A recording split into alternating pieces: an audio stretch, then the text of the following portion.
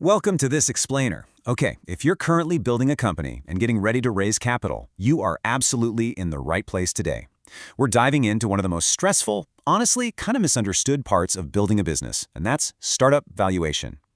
By the end of this, we're going to completely shift your mindset from pure guesswork to actually understanding the reality of how investors think, especially how they evaluate you and your team. To show you just how crazy this can get, let me share a real conversation an advisor had with a founder.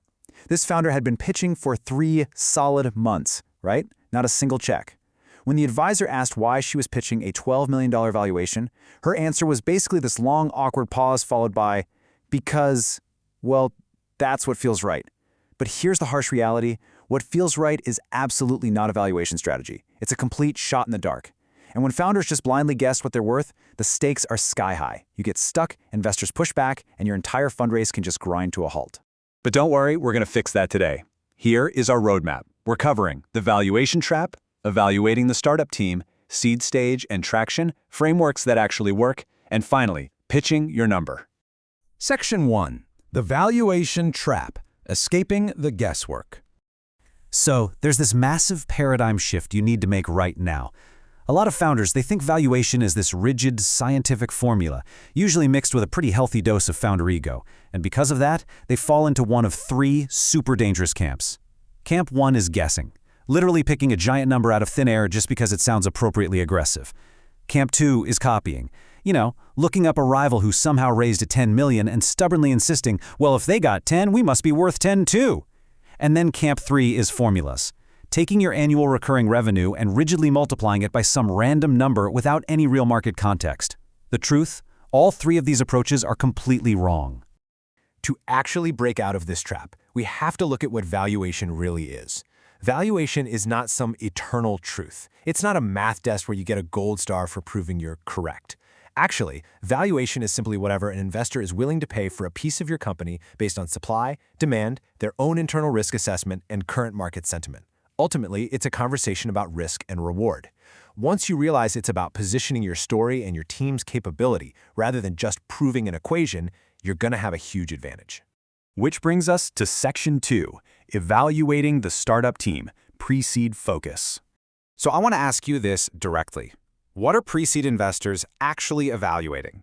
Because if you look at the market, pre-seed valuations bounce around wildly, anywhere from 500 grand to 5 million bucks.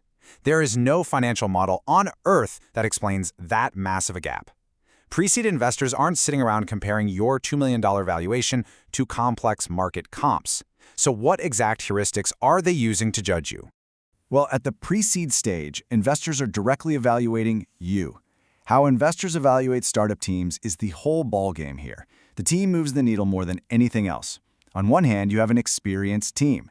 We're talking prior startup success, deep domain expertise in their specific industry, a really strong network. All of that inherently lowers the execution risk for the investor. They have clear founder market fit, and that justifies a premium valuation. On the other hand, you have a solo or unproven founder. No track record, limited access. That represents much higher execution risk, which naturally results in a discounted valuation, meaning a proven killer team might easily raise at $3 million, while an unproven team with the exact same idea might only get $2 million. They aren't just investing in the idea. They are investing heavily in your team's specific ability to pull it off. Moving on to Section 3, Seed Stage and Traction, where data matters. Let's look at how these different funding stages create a very clear floor and ceiling for your number. Down at pre-seed, you're valued anywhere between $500K and $3 million, which, like we just talked about, is heavily dependent on your founder profile and market timing. But look at seed. The range suddenly jumps from $2 million to $10 million. Why the huge leap? Because now it depends on actual traction and your product. By Series A, it scales from 10 to 50 million, completely reliant on your growth rate and undeniable signals of product market fit.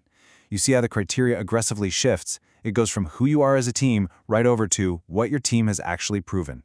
And that brings us to a bit of a harsh reality check. Seed investors really care about one thing above all else.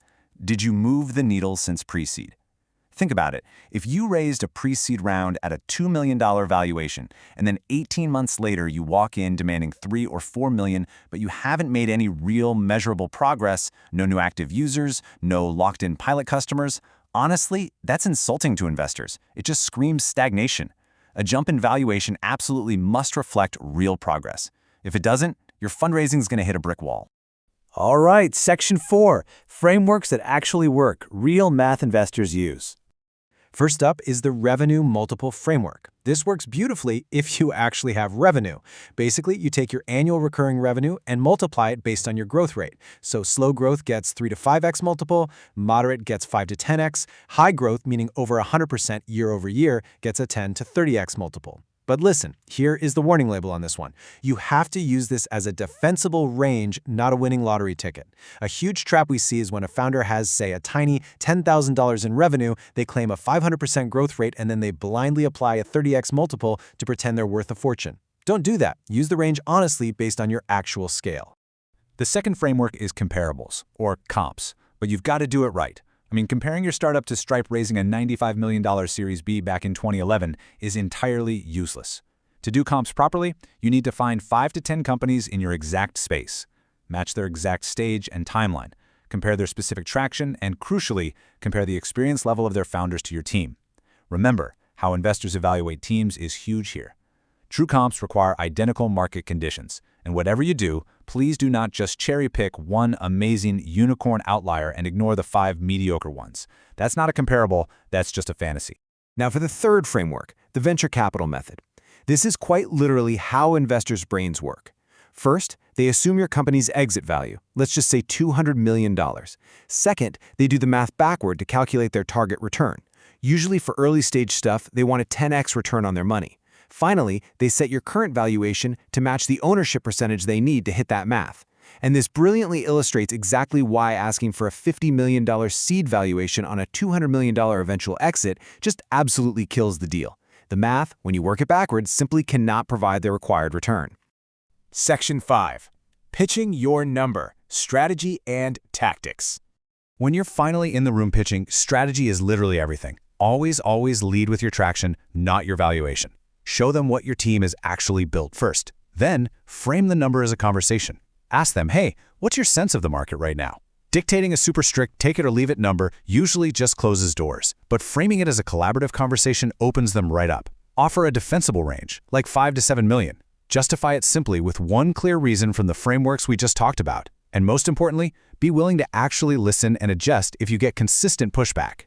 Because look, if you get too greedy, you fall into the down round trap. If you treat your valuation like some sort of ego scorecard and raise way too high, you force yourself to set impossible milestones. When you inevitably miss them, you're forced into a demoralizing down round, which, trust me, completely destroys team morale.